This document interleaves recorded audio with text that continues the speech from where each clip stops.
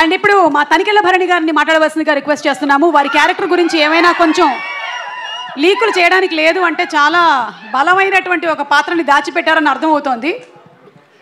Cinema చూసే వరకు ఏది రిలీజ్ చేయడానికి లేదమ్మా, రివీల్ చేయడానికి లేదు. అందరికీ నమస్కారం. కమల్ హాసన్ గారి సినిమా మరో చరిత్ర దీపక్ మహల్లో చూశాను ఇక్కడ. అది చూడడమే ఒక అదృష్టం. అలాంటి నుంచి ఆయనతో కలిసి యాక్ట్ చేయడం అనేది నా పూర్వజన్మ సుకృతంగా భావిస్తున్నాను. For that matter any artist మొత్తం భారతదేశంలో కాదు, యావత్ భూప్రపంచంలో లోకనాయకుడు అంటే కమల్ హాసన్. That's all. అంటే ఒక క్యారెక్టర్ కోసం ఆయన తీసుకునే శ్రద్ధ, commitment. So he transforms into a character. That is the greatness of Kamal Haasan. చరిత్ర మనకి బంగారు పుటలు చరిత్ర రాయాల్సి వస్తే కమల్ హాసన్ కోసం ఒక పేజీ కాదు, ఒక పేరా కాదు, ఒక బుక్ రాయాల్సి వస్తుంది. అలాగే మణిరత్నం సార్, ఆయన సినిమాలు చూసి పెరిగాం మేము. ఆ క్రమంలో నాకు అద్భుతమైన అవకాశం మిస్ అయింది ఒకప్పుడు.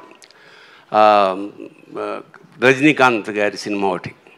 తర్వాత అంటే ఆ వేషానికి నువ్వు అంతా చెక్ చేసిన తర్వాత నువ్వు సూట్ కావు, ఈ క్యారెక్టర్ ఏజ్ సరిపోలేదన్నారు. తర్వాత after a very long 30 years నాకు పొన్నియిన్ సెల్వన్లో స్క్రిప్ట్ రాసే అవకాశం వచ్చింది తెలుగుకి.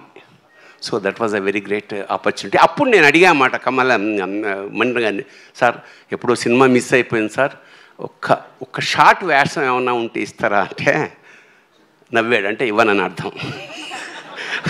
తర్వాత ఫోన్ వచ్చింది, చాలా పెద్ద వేషం, చాలా మంచి వేషం, వీళ్ళందరితో కలిసి చేసే అదృష్టం. మా నాజర్ గారు is one of my best friend in the industry.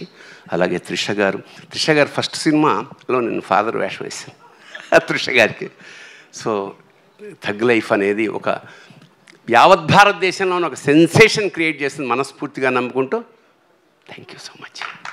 Thank you so much Bharani గారు. Thank you. అండ్